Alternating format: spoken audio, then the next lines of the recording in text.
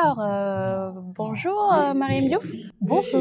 C'est un plaisir de te recevoir sur ce plateau, de relire. Tout le plaisir est pour moi. Tu es une lectrice de Mâchoire Carrée, Exactement. notre deuxième invitée. Donc aujourd'hui, on va essayer de décortiquer, puisque je te connais un peu. Tu es déjà une jeune autrice. Tu as écrit 2 livres. Tu peux nous donner le nom de tes œuvres déjà? J'ai écrit La vie est un choix, mon premier roman. Et le deuxième, c'est Suis-je née pour subir cela? Suis-je née pour subir cela? Suis-je née pour ne pas rencontrer Marème? Donc, tellement que je te connais, que je sais que tu vas adorer. Il y aura des questions que je vais te poser concernant tes crushs dans le roman. Mais avant, je sais pas, j'aimerais bien avoir tes impressions par rapport à ce roman, La Mâchoire Carrée, le titre. Qu'est-ce qui t'attire le plus? Eh bien, pour le titre, faut dire qu'il m'a accroché déjà, parce qu'une mâchoire carrée, c'est pas ce qu'on entend tout le temps. C'est pas ce qu'on voit tout le temps non plus. Donc, c'est important de savoir que la mâchoire carrée, c'est pas quelque chose qu'on peut voir, c'est une attitude, c'est une façon d'agir et de faire. Et c'est ça qui m'a le plus touchée en fait dans ce roman-là, le titre surtout. Carré. Et oui, et surtout sa définition dans le livre aussi, par rapport à Nestor, qui est le personnage principal, ainsi que son attitude avec sa femme et les gens autour de lui en fait, qui sont complètement, qui sont complètement hors cadre en fait. C'est un cocktail de sentiments en fait que j'ai essayé de relater dans ce roman pour montrer que on a tous des failles en fait, et ça dépend maintenant de comment on canalise ça, le pourcentage et tout. On est tous jaloux, on est tous peut-être un peu égocentriques, on est tous soumis, on est tous trop. Mais après il faudra pourcentager pour ne pas comment on appelle, basculer. Par des excès surtout. C'est exactement. Excès de sentiments. N'importe ce que c'est, excès de gentillesse, c'est pas bon. Excès de bonheur, ça peut tuer. Excès de colère, encore plus. Alors, c'est important de savoir doser. Alors, est-ce qu'il y a un passage qui te parle? Ah oui, il y a un passage qui m'a fait, ça m'a fait crier limite, en mode, oh, si c'était moi. Voilà, je vais le lire. Alors, recroquevillée en position fétale, les genoux sur la poitrine, Cathy pleurait silencieusement sur son lit, couvert d'un drap blanc. Elle était en chemise de nuit noire qui lui arrivait aux genoux. Elle s'était démaquillée et avait pris un bain frais sous la directive de Nestor. Pourtant, il ne lui avait jamais rien encore fait. Il lui avait juste demandé d'aller prendre un bain et de l'attendre au lit. J'ai coupé. Nestor sortit de la douche, la serviette autour de la taille cachait à peine sa forme avenante. C'était un homme doté d'un gabarit qui ne pouvait laisser aucune femme indifférente. Très séduisant, il pouvait de temps en temps être galant. Cela eut l'air de perturber Cathy, qui sursauta en s'essuyant les larmes. Il la regarda avec douceur pendant un long moment avant de mettre son parfum, le préféré de Cathy, puis se mit au lit en remenant le drap sur lui. Nestor éteignit l'abat-jour en restant couché, dos à sa femme tremblante. Cathy prit un grand souffle et plaça littéralement son corps sur le lit et fixait le dos musclé de son mari. Elle ne dormait pas, elle ne pouvait pas dormir, croyant qu'à tout moment, ce bel homme pouvait lui sauter dessus pour la punir d'avoir brisé son iPhone. C'est cette partie-là qui m'a le plus retournée. Pourquoi? En fait, déjà, au restaurant, moi j'avais peur qu'il s'attaque à elle directement là-bas sur le lieu. Mais après lui avoir promis une punition, il agit de manière aussi perturbante. Ça m'a retourné si c'était moi, oh mon Dieu. Tu t'attendais à quoi quand tu as entendu punition, quand tu as lu ce passage? Tu t'attendais à quelle punition, par exemple, en lisant? À vrai dire, comme j'ai l'esprit un peu tardif, faut le dire, j'ai pensé, toi aussi, j'ai pensé à plein de choses. Une punition corporelle ou autre chose en fait, parce qu'une punition, ça peut être une douce punition, comme ça peut être une punition vraiment très physique ou mentale. Moi, j'ai pensé d'abord à la punition physique. Après, j'ai pensé à peut-être un autre type de punition qui pourrait être pourquoi ne pas l'attacher quelque part ou quelque chose comme ça en fait. Mais quand j'ai vu ça, je ne m'y attendais pas en fait. C'est vraiment quelque chose d'incroyable. Et pourtant, faut dire qu'il y a des hommes qui agissent comme ça. Psychologiquement, il te traumatise. Exactement. C'est une punition psychologique. Exactement. Et là, tu as peur constamment parce que tu ne sais pas du tout quand la personne va agir. Exactement. C'est exactement ça. C'est exactement ça. C'est pour décrire en fait la Boudon, psychologie. Vraiment, en parlant de ça, Boudon Yao, tu allais faire quoi? Si tu étais à la place de Cathy, naka ngay réagir? Donc, dugal dañuy waxtaan, dañuy wax wala dañuy xeex.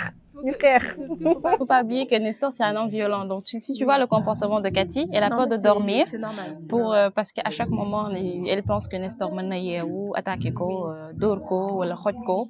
Donc c'est psychologique. Il y a des gens qui vivent ça en longueur de journée, qui sont belles, qui sont vraiment très gâtés par leur époux. Voilà des époux qui sont vraiment très voilà bien bâtis et tout, mais c'est déjà traumatisé. Donc l'idée peut-être voilà. Donc l'important c'est pas de donner une leçon de morale parce que après c'est comme dans le cinéma on dit on n'est pas là pour faire un film pour donner des messages et tout. On fait un film et puis on part. Mais quand même il faudra toujours ici leçon de morale. Donc c'est le cas ici pour montrer qu'il y a des femmes qui subissent des violences psychologiques et c'est atroce. Mais pas que. Parce que en lisant j'ai découvert que la femme, oui, avait cette violence, avait subi cette violence de Nestor, mais Nestor lui-même avait un traumatisme. Ça veut dire que, en fait, son père a été maltraité par sa mère, et du coup, la tendance c'est ça qui m'a le plus plu en fait. La tendance est inversée, c'est-à-dire que c'est l'homme qui est maltraité, et c'est la femme qui est là et qui déclenche en fait. Donc, l'homme peut être blessé par une femme. Ça, ce n'est pas quelque chose qu'on dit, ce n'est pas quelque chose qu'on voit souvent, mais ça a des répercussions énormes, comme on peut le voir dans l'histoire de Nestor et Cathy. Tout à fait. C'est une violence conjugale, en fait, ou bien une violence faite aux hommes avec un grand H. Donc, on inclut la femme et le masculin. Exactement. Alors, Marème, est-ce que tu as des questions à me poser? Eh bien, oui, j'en ai plusieurs, je les ai même notées. Alors, comment reconnaître ces cas avant de s'engager? Ce n'est pas évident. Tout le monde se ressemble en fait de surface, mais au fond, comment savoir quel type d'homme est blessé ou non et comment l'entretenir pour que ces séquelles-là en fait n'impactent pas sur ta personne à toi-même, toi qui vas vers lui, et surtout sur lui-même et son environnement. Comment savoir? Enfin, je crois que c'est un talent, parce que tu peux avoir le talent de connaître une personne juste en la regardant, de se fier à ton instinct. Ça peut être naturellement un talent. D'autres, ils vont apprendre ça. D'autres, ils ont la chance d'être psychologues, la psychologie. Et c'est en fait pourquoi j'ai écrit ce roman, en fait, pour après questionner, interroger les psychologues. Parce que je crois que cette question est tellement importante. Comment reconnaître les psychopathes, les égocentriques, les personnes jalouses? Peut-être dans notre société, on a l'habitude de voir les personnes jalouses, dañ leen di reconnaître vite fait. Ki def mu soxore dem ci sëriñ. Donc peut-être jalousie bi société sénégalaise moom la ñuy gën a mën a gis. Mais les personnes qui souffrent ñoo am dañu am trauma enfance comme Nestor, quelqu'un qui est bien habillé, qui a de l'argent, qui travaille, qui a sa voiture, qui a une belle femme. Donc kooku xam nga normalement il n'est pas déréglé, il est casé, il est bien. Alors que non en fait des jeans de voilà. L'argent ne fait pas le bonheur, là, tout ce qu'on dit et tout. Ouais, tu peux bosser pour avoir tout ce que tu veux, mais au fond, tes plaies ne sont pas pensées. Et du coup, c'est ça qui fait les dégâts. Et c'est le cas de Nestor, parce que sa richesse coiffe sa souffrance. Exactement. C'est sa richesse qui coiffe cela. Et sa manière de se comporter, parce que c'est quelqu'un qui adore la vie. Exactement. Dans le roman, il y a une partie où il achète des montres à 2 millions, 1 million, quelque chose comme ça. Donc, c'est quelqu'un qui dépense pour être visible. Et tout ça, ça fait partie de l'égocentrisme, parce que une personne qui est égocentrique, c'est une personne qui veut que tout tourne autour de lui. C'est ça. Vous voyez, moi, regardez. Exactement. Même sa femme est devenue un accessoire. Pour dire, oui, exactement. Parce qu'en fait, pour dire à ta femme, n'allaite pas ton fils parce que tu veux pas que ses seins tombent, c'est même Trop de violence. Exactement. C'est une violence, ça. Il est à l'extrême, en fait. Exactement. C'est inquiétant même de savoir ça parce que en fait, ils savent camoufler, ils savent se cacher. On a vu des films sur ça. On a vu, comment il s'appelait déjà, le meurtrier en série là, comment il s'appelait déjà? You, il y a You. Oh, You, lui, c'est un autre niveau, c'est un autre level. Il tombe amoureux à chaque fois. Mais il y en avait un autre aussi qui est passé sur RDV il y a longtemps, il y a très longtemps. C'était un tueur en série qui faisait partie de la police. Ah, de Derek, ce genre quelque chose. C'est lui, oui, c'est lui. Exactement. Je me rappelle. Et il mentait bien. Oui. Il avait l'air de mentir. Donc, c'est ça. Ils sont dans la société. C'est des gens comme tout le monde, en fait.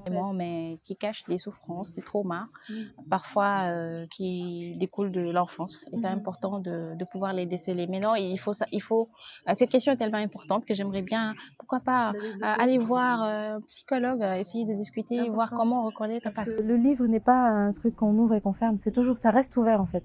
Les sujets sont importants, donc il faut les exploiter même au-delà.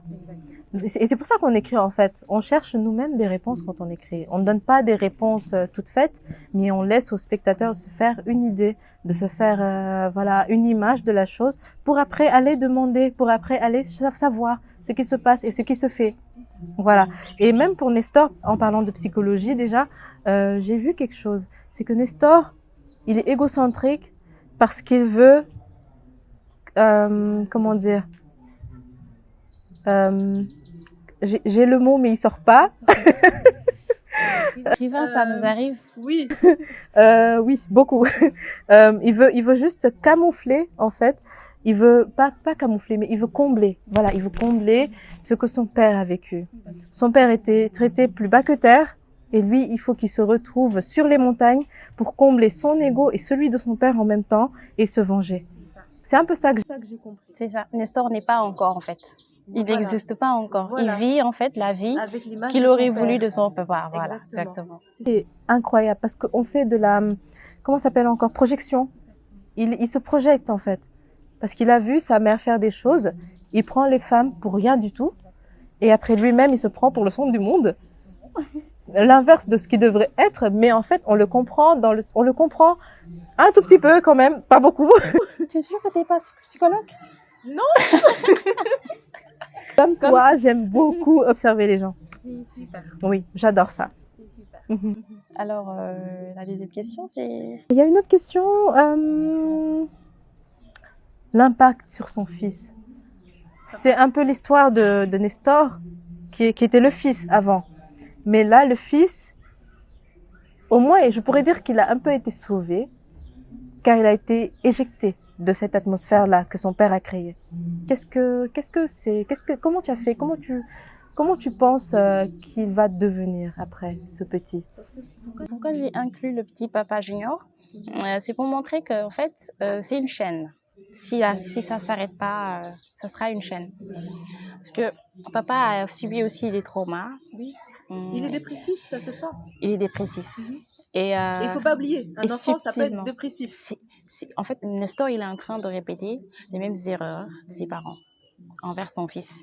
Et ce qui est dommage, c'est, et je l'ai fait exprès, c'est que papa a subi des attouchements de sa tante, qui est aussi traumatisée par son enfance. Parce que Nestor a une sœur et un frère. Le jeune frère, lui, ça va. Parce que c'est le plus jeune, donc il ne comprenait pas ce qui se passait. Mais la fille aussi, son trauma, le fait de voir son papa très faible aussi, elle aussi, lui a poussé à abuser des hommes, des jeunes enfants, des garçons, pour leur apprendre à être hommes. Donc Nestor, lui, il préfère se subir, enfin, comment on appelle, frapper les femmes pour montrer qu'il est homme. Alors que Dada, elle préfère aller faire des attouchements aux petits garçons pour leur dire, voilà, il faut que vous soyez des hommes masculins, voilà. Donc elle, son trauma, sa conséquence, c'est ça. Nestor, lui, il dit, il est un peu dans le type, voilà, il faut que je venge mon père, il faut que je sois mon père, il faut que je sois ce qu'il devait être. C'est ça sa perfection à lui, parce que son père n'était pas parfait. Et pour Dada, elle veut montrer que son père n'était pas parfait aussi, mais dans son entendement, c'est qu'on lui a pas appris. Il n'a pas appris. Donc lui, il dit aux hommes, vous devez passer par ce chemin pour être homme. Exactement. Et Nestor, là, il incarne le vrai homme. C'est comme tu as expliqué. Oui. Donc c'est pourquoi c'est important. Moi, j'ai préféré mettre papa pour montrer qu'en fait, si Nestor ne s'arrête pas, si on n'arrête pas la violence dès à bas âge, ça sera encore une chaîne, ça sera une répétition. Donc là, papa, après, on l'a pas que dans la famille. C'est ça qui est inquiétant en fait. Parce que ce que tu fais à la femme d'autrui, après ce que tu fais à, par exemple, Dada, elle va le faire à combien de garçons après qu'elle va rencontrer? Elle en a fait à plusieurs garçons. Et elle n'a pas été incarcérée dans le roman. Voilà. Donc il y avait eu procès, elle a gagné. Bon là c'était un clin d'œil à la loi. Oui. Et après pour papa, son trauma, on l'a pas développé dans ce roman, mais ce serait bien de se questionner plus que les enfants sont un peu. En même temps aussi, tu l'as fait un peu parce que tu as parlé de Nestor quand même. Nestor, c'est un peu un petit papa qui a grandi en fait. C'est seulement ça. Sauf que lui, il a été dans le truc, il n'a pas eu de secours. Il n'a pas eu de secours du tout. C'est ça le truc. Et donc papa, maintenant, la question c'est quel trauma est-ce qu'il va avoir? Est-ce qu'il sera plus fort? Il est vraiment beaucoup plus exposé. Il voit, il comprend, c'est encore un enfant. Mais qu'est-ce qu'il va... Violence sexuelle, violence physique, exactement. Donc émotionnelle, psychologique, pire que Nestor. C'est ça. Et après, on va essayer de voir s'il y a tome 2, on va essayer de voir quel sera le titre. Ce serait super. Je l'attends. C'est ça. Oui. On enchaîne la deuxième, la troisième. La troisième question.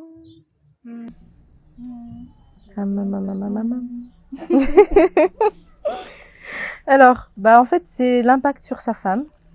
Après ça, après les violences subies par les femmes, comment tu penses qu'elles peuvent s'en sortir de quelle manière?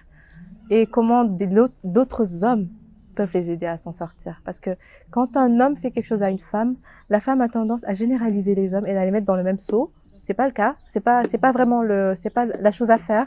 Comment les amener à comprendre ça et à savoir qu'elles peuvent être elles aussi sauvées? C'est une très bonne question parce que dans le roman, il y a un passage où la femme de ménage de Cathy lui demandait mais comment se fait-il que après 7 ans de violence conjugale, tu arrives à retomber amoureuse en quelques mois? Comment tu as fait? Tu es forte. En fait, Cathy, elle n'est pas de ces femmes qui se disent j'ai subi des violences, tous les hommes sont les mêmes, hein, donc je vais plus m'engager. C'est pour ça que je te pose la question parce que ça n'a pas été développé dans le roman.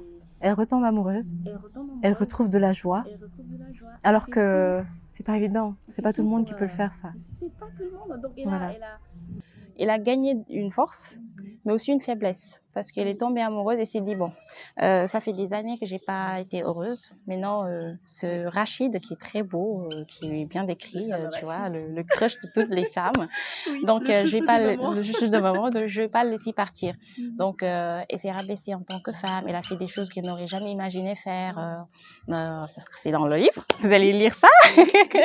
Donc pour montrer que franchement, elle a voulu sortir dans cet épisode pour pouvoir vivre de manière heureuse. Pleinement, et malheureusement, elle s'est rabaissée. Elle a fait des choses qu'elle ne devait pas faire. Pour la suite, il faudra lire le livre. Donc, elle s'est sortie. C'est ça. La troisième, c'est... Super. Moi, je n'ai plus de questions. Et tu as un café? J'ai un café, oui. Et il faudrait bien qu'on termine notre café là. En tout cas, ça fait plaisir Je suis très contente de te retrouver. Enfin, non, comment on dit? De t'inviter sur ce plateau de relais. On se retrouve de toute façon. On se retrouve de toute façon entre auteurs. Oui, voilà. Ça fait plaisir. Et ça fait plaisir, ouais. Est-ce que tu peux donner un peu, le résumé de ton roman et puis... Duquel? La vie est un La choix ou suis-je née? couverture, en Ah, rose. tu as oublié le titre. Oh, d'accord. Ça, c'est La vie est un choix. Yes. Bah, La vie est un choix, c'est un livre qui parle de l'acceptation de soi dans une société où tout le monde n'est pas, toutes les jeunes filles ne sont pas ouvertes. Par exemple, quand j'étais plus jeune, j'étais dans une bulle, donc j'avais besoin d'un exutoire, j'avais besoin de sortir de cette bulle-là. Il fallait percer, et c'est ça en fait qui fait La vie est un choix, parce qu'on choisit de s'exposer après, on choisit d'être ouverte au monde. Alors qu'au début, on était dans notre bulle, on ne savait rien du tout du monde, on ne se connaissait que nous-mêmes et encore, on ne se connaît que vraiment que quand on est exposé au monde. Et du coup, bah, c'était ça en fait, le choix de se livrer, le choix de d'accepter en fait l'autre et de savoir qu'il y a une différence et de savoir que la vie, c'est un choix. Ce sont des successions de choix et chaque choix que tu fais peut avoir une conséquence positive ou négative. Il y aura toujours des conséquences. Voilà. Et on aura l'occasion de le lire, d'en relire. Et voilà, on va vous accueillir dans pas longtemps avec votre lectrice, puisque c'est le concept d'une demande. En tout cas, c'est un plaisir. Nous vous donnons rendez-vous prochainement pour un autre numéro avec un autre invité. Inch'Allah. Au revoir. Au revoir.